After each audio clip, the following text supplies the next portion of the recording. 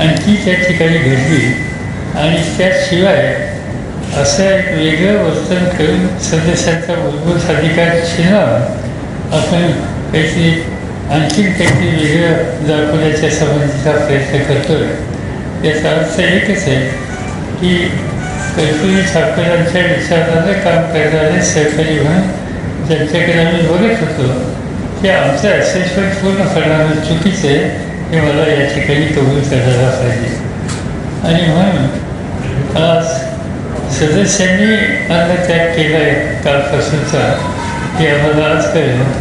तर त्याच्यात पाठिंबा देण्याच्यासाठी आज मी स्वतःही सवय निवडून अन्नत्याग अन्न घेणार नाही आणि सदस्यांना त्याच्यात सहभागी होण्याच्या संबंधीची भूमिका घेतली.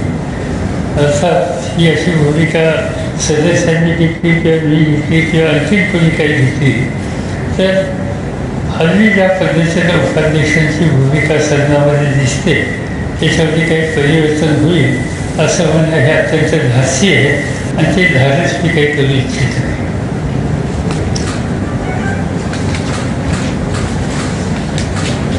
आता या प्रश्नाशिवाय काही तुम्हाला कोणाला विचारायचं आहे?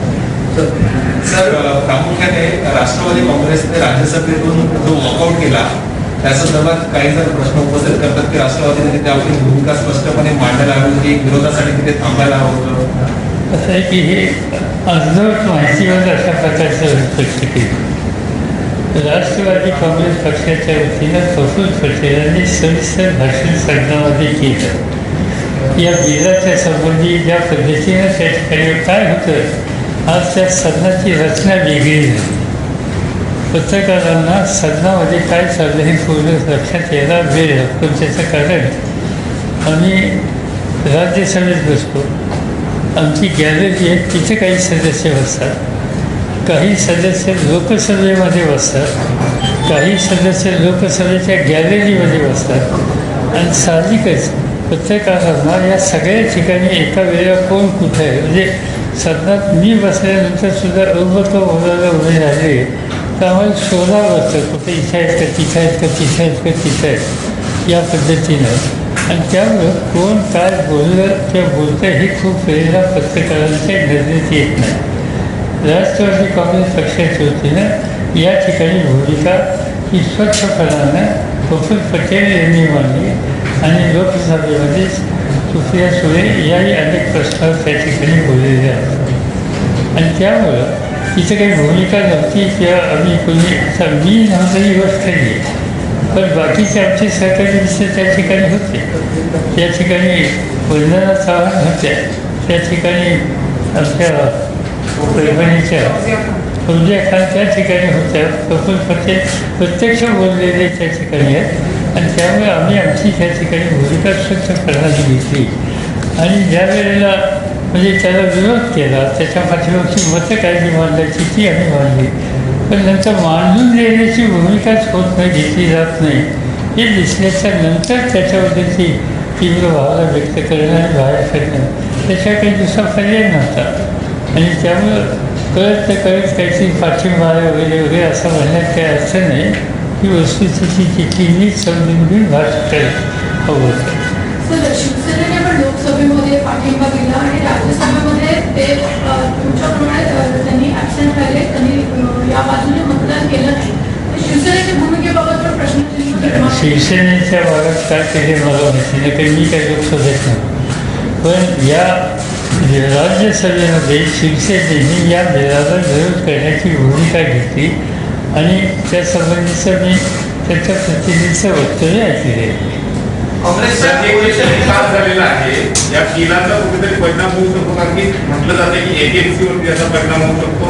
शेतकऱ्यांच्या त्यांना जो अधिकार होता त्यांच्या मालाच्या संदर्भात तो त्याच्यावरती परिणाम होऊ शकतो. भाजप असा दावा करतोय की आता मार्केट जे आहे ते पूर्णपणे शेतकऱ्यांसाठी खुलं झाले, पूर्ण देश.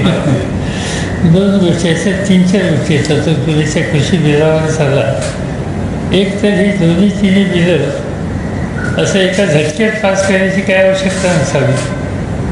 प्रत्येकावर स्वतंत्र सविस्तर चर्चा होऊ शकली असती असो.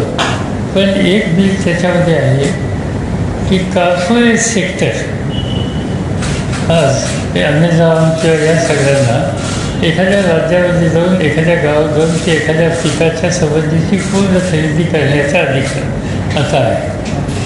आणि हा तसा नव्हता. म्हणजे कॉर्पोरेटचा गावातला दुकानदार व्यापारी कुणी खरेदी करतो भाजीपाला त्याला कोणाचा वेळ नव्हता. आज तुम्ही जर बघितलं की त्या मार्केट कमिटीच्या संबंधीचा उल्लेख केला गेला. मार्केट कमिटी आणि तिथं शेतकऱ्याला माल देशात कुठे विकायला परवानगी आहे या प्रकारचं जे सतत सांगितलं जातं मला याच्यात नवीन काय दिसतं. म्हणजे याच्यात विरोधाभास आहे. आता उदाहरणार्थ मुंबईचा आपल्या कोकणातला हापूस आंबा तुम्हाला मुंबईची दिल्लीची मिळतो, तुम्हाला कलकत्त्याची मिळतो, कुणी बंदी घातलीच आहे. किंवा नाशिकची द्राक्ष ही देशात कुठेही आपल्याला विकता येतात. तर अशा अनेक गोष्टी आहेत की ज्या या राज्यामध्ये यापूर्वीसुद्धा होत्या. प्रश्न कुठं आलेला आहे? प्रश्न कृषी बाजार समितीमध्ये काही गोष्टींची खरेदी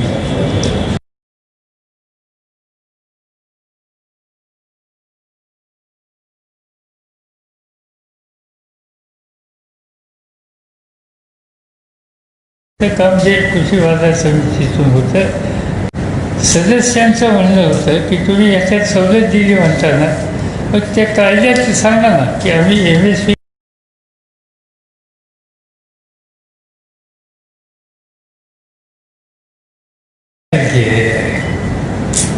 आणि त्या कामावर मला काल दिल्लीमध्ये जाता आलं नाही, कारण हे आपली लवकर करण्याची आवश्यकता होती.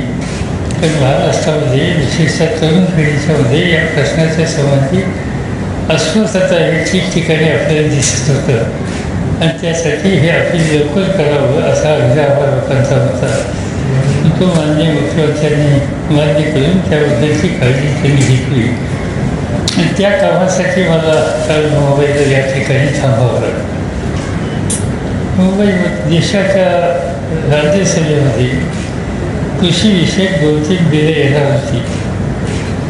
त्याची साधारणतः 1-2-3 बिलं असतील ते 2 दिवस 3 दिवस त्याच्यावर चर्चा होण्याची अपेक्षा होती. पण असं दिसलं जे मी टेलिव्हिजनवर सभागृहाचं काम पाहत होतो त्याच्यातून असं दिसलं की हे बिल किंवा ही बिलं तातडीनं मंजूर करावी या प्रकारचा आग्रह. काय तुम्ही चपाती घ्या, गहू घाल, तांदूळ घाल, एखादी भाजी घाल, या सगळ्याचा खर्च किती आणि त्या खर्चामध्ये कांद्याचं शेअर किती. दैनंदिन लंच अँड डिनरमध्ये कांद्याचं कॉन्ट्रिब्युशन तुमच्या जेवढं किती आहे शिल्लक आहे. असं असताना कांद्यामुळं महागाई झाली म्हणून लगेच परदेशाचे सगळे कॉन्ट्रॅक्ट हे रद्दबातल करायचे किंवा थांबायचे. हा धोका सरकारच्या मनातही त्यावेळेचं सरकार त्या ठिकाणी निर्णय घेऊ शकतो आणि ते कायद्याचंच तुम्ही आम्हाला अधिवेशन द्या हा आग्रह त्याच्या पाठीमागचा होता आणि तो अभिप्राय ह्या ठिकाणी पाळला गेला नाही. आज हे सकाळ दुपार निर्णय जे घेतले जातात त्याचे दुष्परिणाम बाहेरच्या बाजारामध्ये भारताबद्दलचे वाईट होते. मी स्वतः एकदा देशाचा अन्न खात्याचा मंत्री म्हणून प्रधानमंत्री त्यावेळचे नरसिंहराव यांच्या सांगण्यावरनं श्रीलंकेचे राष्ट्रपती काय त्यांचं नाव असं आत्ताचे जे प्राईम मिनिस्टर आहेत ते राजपक्षे त्यांना मी भेटायला गेलो आणि आम्ही तुम्हाला पाहिजे तसा सप्लाय करायला तयार आहोत वगैरे सगळी चर्चा केली. पण त्यांनी काही गोष्टी बंदी घातली. त्यांनी सांगितलं की आम्हाला तुमच्याकडून माल घेणं केवळ फायद्याचं आहे, जवळ आहे, पण you are not reliable supply. तुमच्या देशामध्ये त्याची कमतरता वाटली, किमती वाढल्या की तुम्ही बॅन करता एक्सपोर्ट आणि तुम्ही बॅन केला तर आमच्याकडे फजिती होते कारण आम्ही तुमच्याकडनं माल घेईल या अपेक्षेवर आमचं नियोजन केलेलं तर ते तुम्ही पाळलं नाही तर आमची फजिती होते. नेमके हेच बांगलादेशमध्ये काल झालं. बांगलादेशमध्ये कांद्याच्या बंदीच्या नंतर त्यांनी आपली नापसंती व्यक्त केली. तर याच्यामध्ये या प्रकारची धोरणं ही शेती, शेतमाल, शेतकरी या सगळ्यांच्या दृष्टीने आणि ग्राहकाच्या दृष्टीने आणि आंतरराष्ट्रीय बाजारपेठीच्या दृष्टीने योग्य नाही या सगळ्या गोष्टीच्या संबंधीचा उल्लेख तिथं कुठं ना कुठे केला पाहिजे. हे आहे आज जे सांगितलं जातं की आता आम्ही सगळ्याकडे माल विकायला परवानगी असेल तर ह्या बॅन काढून टाका. पण ते बॅन आजही आहेत. आज नाशिकचा कांदा परदेशात जाऊ शकत नाही. आता JNPTला जो माल पडलेला होता केवळ मी बोलणं योग्य नाही पण आम्ही फार आग्रह केला तिथे की तो माल तरी जावा ना. तिथे 2 बेसन लागलेली आहेत, 500, 200 ट्रक उभे आहेत. मग शेवटी त्याला परवानगी दिली आणि तो माल कॉमर्स मिनिस्टरनी सहकार्य केल्यावर आज बाहेर जायला लागेल. पण तो गेला पण बाकीच्याला काही हात लावलेला नाही, त्याला काही परवानगी नाही. तर हा विरोधाभास आहे. एका बाजूने तुम्ही कृषी बाजार समिती आता बंधनं काढली आणि आम्ही संबंध देशाचं मार्केट खुलं केलं हे सांगता आणि नंतर या प्रकारची बंधनं घालता. हा त्याच्या पाठीवरचा म्हणजे या गोष्टीला आम्हा लोकांच्याबद्दलची एक प्रकारची नाराजी आहे. आणि त्याच्यानंतर या बिलावर त्या ठिकाणी हवी तशा प्रकारची चर्चा ही होऊ शकलेली नाही, करून दिलेली नाही. आणि त्यामुळे आज काही सांगितलं किती जाहिराती दिल्या ठीक आहे, वृत्तपत्राच्या दृष्टीने चांगलं आहे. संवत्सर काही राहायला मिळते त्याच्यावर काही वाईट वाटायचं कारण नाही. विशेषतः वृत्तपत्रांनी असं मला सकाळमध्ये नाही कळलं. त्यामुळे या गोष्टी घालत आहेत. पण हे याच वेळेला करण्याची वेळ काढली याच्याकडे सुद्धा विचार करण्याची आवश्यकता आहे. सर आपने अन्य जॉब का फैसला क्यों लिया ये जरा हिंदी में बताएंगे. आणि मराठी उत्तर. सर उपाध्यक्ष हरिवंश यांनी राष्ट्रपतींना पत्र लिहिलं आहे आणि त्यांनी म्हटलंय की जे निलंबित खासदार आहेत त्यांनी लोकशाहीचं वस्त्रहरण केलेलं आहे आणि ते स्वतः 1 दिवस उपोषण करणार आहेत. नाही, उपाध्यक्षांचं एकंदर भूमिका सदनाकडे सदस्यांच्याकडे बघण्याची ती त्या सदनाच्या प्रतिष्ठेची आणि त्या पदाचा प्रचंड अवमूल्यन करणारी आहे. आणि त्यामुळेच मी स्वतःच आज त्यांच्या 1 दिवसाच्या उपोषणामध्ये सहभागी होणार. तर ते बिहारचे आहेत आणि परत पुन्हा त्यामध्ये बिहारचा देखील इश्यू आणण्यात आला आहे की बिहारच्या एका नेत्याचा अशा पद्धतीने अपमान करण्यात आला आणि त्यामध्ये असं आहे की त्याचं वर्तन चालणं म्हणजे कसं आहे हे सर्व देशाने बघितलं. मला काळजी आहे की बिहारच्या लोकांना सुद्धा चिंता वाटली असेल की आपला प्रतिनिधी काय करतो. भाऊसाहेब तुम्ही सांगताय की मराठा आरक्षणाच्या संदर्भातल्या घडामोडीसाठी तुम्ही थांबला होता. काल तुम्ही सांगितलं की ऑर्डिनन्स काढायला हवा आहे, जर याला एक पर्याय दिला होता. मराठा आरक्षणाच्या संदर्भात ऑर्डिनन्स काढून आपण एक पर्याय दिला होता. त्याच्यात आम्ही 3-4 पर्याय होते. त्यातला तज्ज्ञांचा सल्ला शेवटी महत्त्वाचा आहे. रिनाऊंड लॉयर्स या सगळ्यांना कन्सल्ट केलं गेलं आणि त्या सगळ्यांचं मत सामुदायिक हे होतं की अपील तातडीने करणं गरजेचं आहे आणि स्टे उठवायची मागणी गरजेचं आहे. आणि त्यामुळे हे जर तज्ज्ञ काय कायदेशीर तज्ज्ञ नाही, त्यातल्या तज्ज्ञांनी सांगितलं आणि त्यात तो विचार राज्य सरकारने स्वीकारला. धनगर समाजाच्या लोकांनी काल परभणीमध्ये मराठवाड्यामध्ये अनेक ठिकाणी आंदोलन केलेलं आहे. त्या संदर्भातली काय भूमिका असणार आहे सरकारची माहिती नाही. आता कारण मी कालच्या अर्थव्यवस्थाशास्त्रामध्ये वाचलेलं आहे की त्याच्यामध्ये आम्हाला लोकांची भूमिका यापूर्वी हा एकदा प्रश्न महाराष्ट्रात आला होता. आदिवासींच्यासाठी राखीव केलेल्या जागेला धक्का न देता धनगर समाजाच्यासाठी स्वतंत्र तरतूद करायला आम्हा लोकांचा राष्ट्रवादी काँग्रेसकडून पाठिंबा आहे. ही भूमिका आज नाही पण मागे एकदा हा प्रश्न आला होता महाराष्ट्रात, त्यावेळेला आम्ही जाहीर केलं. सर अशोक चव्हाण म्हणतात की कॉर्डिनेशन अजून चांगलं होऊ शकलं असतं. ज्याप्रमाणे राज्यात 3 पक्षांचं कॉर्डिनेशन आहे, जर ते दिल्लीत किंवा संसदेत दिसलं असतं तर कदाचित ते कन्फ्युजन टाळणार असतं. काय वाटतं? मला काही वाटत नाही तसं. कॉर्डिनेशन कसं सुप्रीम कोर्टात केस मांडली, कपिल सिब्बलसारख्या एक देशातलं अतिशय उत्तम लॉयर त्या ठिकाणी होते.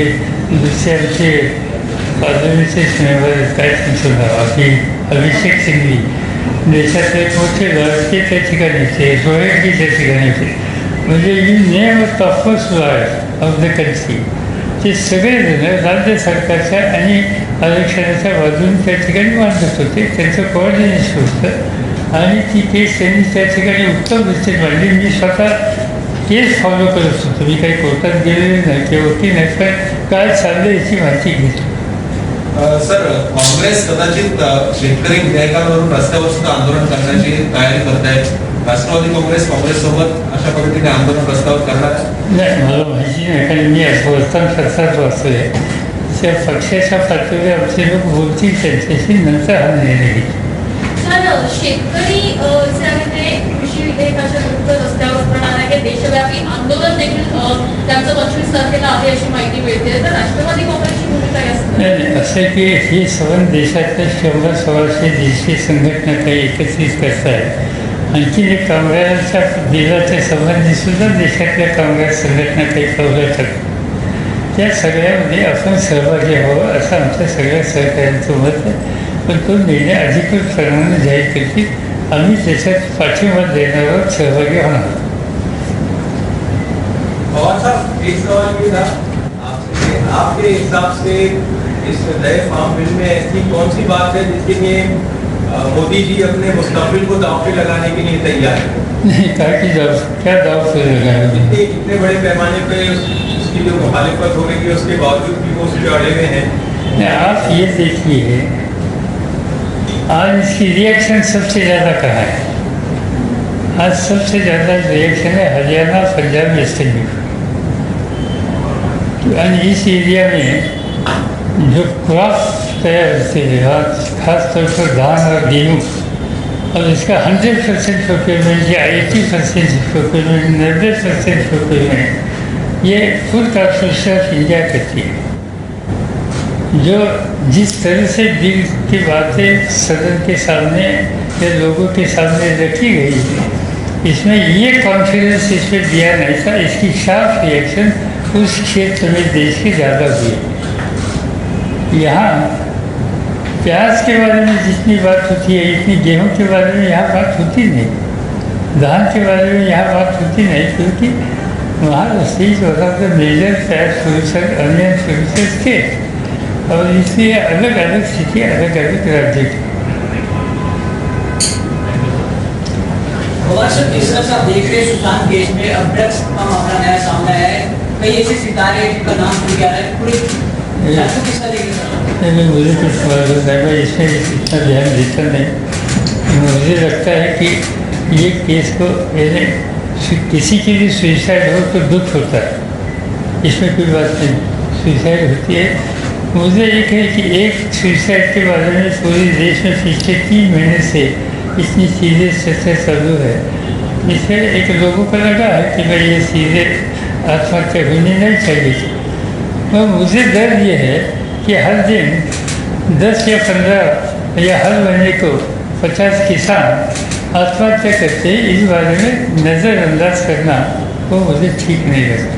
सर, आपने आज के दिन अन्य त्याग का फैसला किया, संक्षेप में बताएंगे कि ये फैसला आपने क्यों किया है? क्या अन्य त्याग का फैसला किया आज के दिन? नहीं, क्योंकि जिस सदन में मैं बैठता हूँ वहाँ के उपाध्यक्ष ने ये सब इस तरह की ट्रीटमेंट अपोजिशन के देने के बाद उन्होंने अन्न त्याग किया, तो इस बारे में उनके बारे में इनके लिए तथाकथित गांधीगिरी के बारे में अपनी तीव्र वेदना ये स्पष्ट करने के लिए मैं इसमें शामिल हूँ। सर, गृहमंत्री अनिल देशमुख यांनी IPS अधिकाऱ्यांबाबत एक वक्तव्य केलं होतं. त्याचे त्यांना विचारायला बाबा नाही सर, विषय असा आहे की भूमिपुत्री आपल्या पार्टीचे ते गृहमंत्री आहेत, त्यांच्याकडे काय जे असेल ते त्यांनी केलेले असेल त्यांना विचारा, मला स्वतःला माहिती असेल तर काही कारण नाही.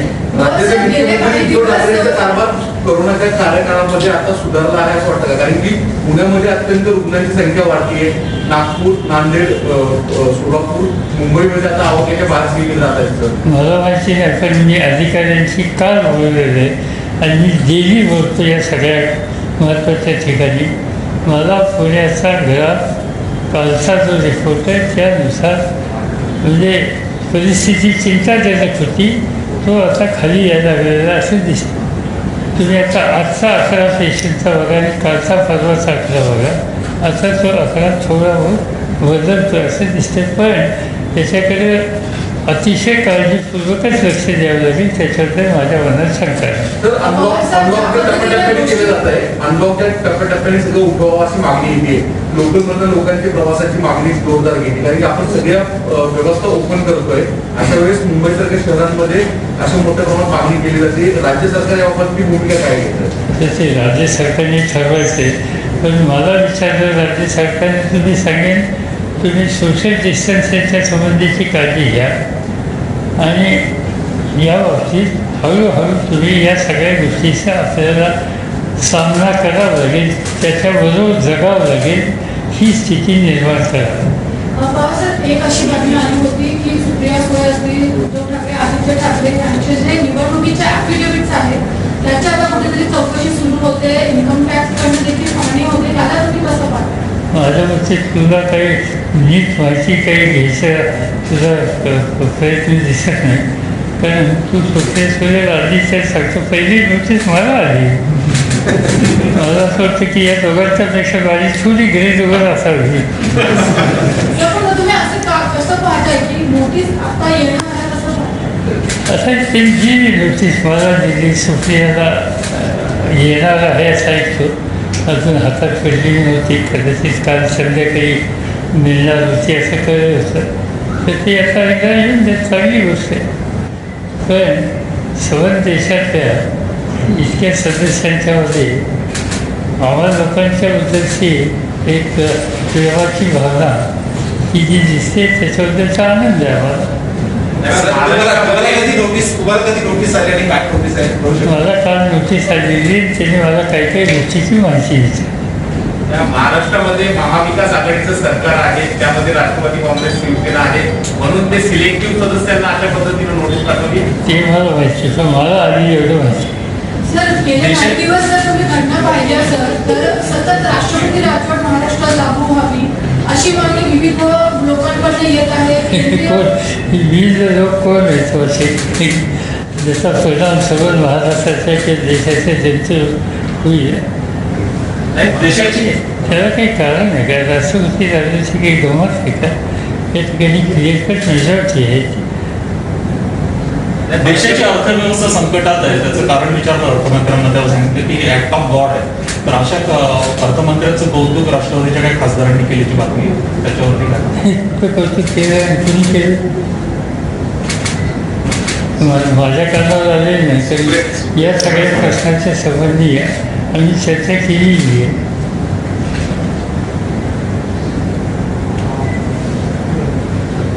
बाकी काय नाही ना.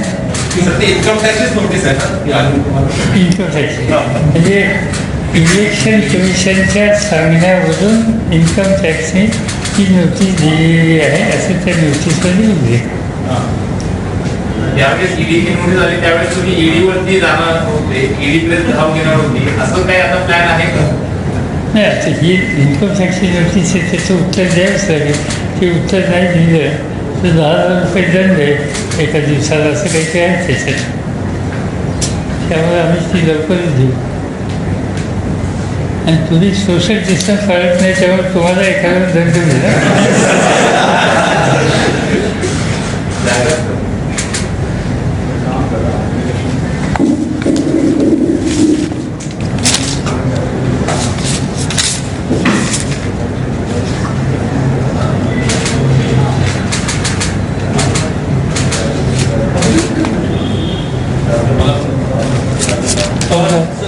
So the income tax bill, if you could just encompass in English, have you also got a notice from the income tax department on as far as the election affidavits are concerned? So as far as the election affidavits are concerned, have you also Same got thing, as I told you, I have, in fact, I got a notice from income tax. Exactly the affidavit which I have submitted in 2020, then 2014, then 2009-10. So all these affiliates, they are asking information and they are asking some clarification. Similarly, they are asking to Supriya also her last 3 elections. So do you think it's a way of targeting the alliance partners of the Maharashtra government? No, I don't remember. I was told that I read in the paper some of he has given before. They have also given to Chief Minister and his son. असं दिसतंय की त्यांना काही लोकांच्याबद्दल फार ऋणानुबंध आहे, प्रेम आहे, आस्था आहे. हो साहेब, शेतकरी सुधारणांच्या विधेयकांबरोबर सहकार सुधारणा विधेयक पण मंजूर केलं. त्याच्यामुळे आता सहकारी बँकांवर थेट RBIचं नियंत्रण आहे. त्याचा महाराष्ट्र सरकार राज्यावर काही दीर्घकालीन परिणाम होईल. नाही, असे की त्याच्यामध्ये RBIचं म्हणजे या डिस्ट्रिक्ट कोऑपरेटिव्ह बँका आणि या सगळ्यांच्यावर अधिक लक्ष हे नावाचं असतं. ह्या सगळ्या बँका नावाच्या अंतर्गत असतात. या बाबतीत एक असं सांगण्यात आले की काही बँकांच्या सहकारी बँकांच्यामध्ये गैरव्यवहाराचं प्रमाण जास्त. याच्यासाठी मी प्राईम मिनिस्टरने एक सविस्तर पत्र लिहिलं. देशामध्ये nationalise bank, schedule bank, cooperative bank या तिघांचं एकंदर व्यवहार आणि एकंदर व्यवहारामध्ये ज्याच्याबद्दल तक्रारी झाल्या, केसेस झाल्या, फ्रॉडच्याबद्दलचे आरोप झाले आणि त्याच्यातली एकंदर रक्कम किती आहे याबद्दलचे सगळं सविस्तर टिप्पण पार्लमेंटमध्ये फायनान्स मिनिस्टरने दिले ते मी उद्धृत केले. त्याच्यामध्ये स्पष्ट असं आहे की कोऑपरेटिव्ह बँकेतलं गैरव्यवहाराच्या संबंधीचे आकडे हे 1% आत आहेत, 0.5%, लेस दॅन 0.5%. आणि बाकीच्या बँकांचं प्रमाण हे कुठं 9% आहे, कुठं 14% आहे, कुठं 11% आहे. आणि त्यामुळे कोऑपरेटिव्ह बँकेचा याच्यातला शेअर हा अत्यंत कमी असतानासुद्धा आज त्या कोऑपरेटिव्ह बँकेच्यावर नियंत्रण ठेवण्याच्यासाठी अधिक या ठिकाणी लक्ष घातलं जातं आहे. याचा अर्थ लोकांच्या मुवमेंट ज्या आहेत त्याच्यावर कुठेतरी नियंत्रित करण्याचा प्रयत्न असावा असं प्राथमिक दिसतं. सर, एक वेगळा प्रश्न आहे की एकीकडे कोरोनाची ही परिस्थिती बघता सगळेच राजकीय पक्ष नेते जे आहेत ते विशेष काळजी घेताना बघायला मिळत आहेत. मात्र राज ठाकरे मास्क घालत नसल्याचं सातत्यानं दिसून आलं. त्यांनी दंड झाला म्हणून तुम्ही छापा असे मी वाचलं. त्याला फाईन झाला ना असं.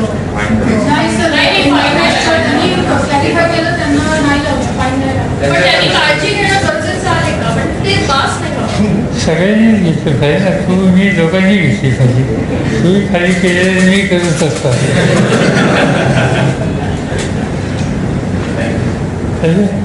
थँक्यू.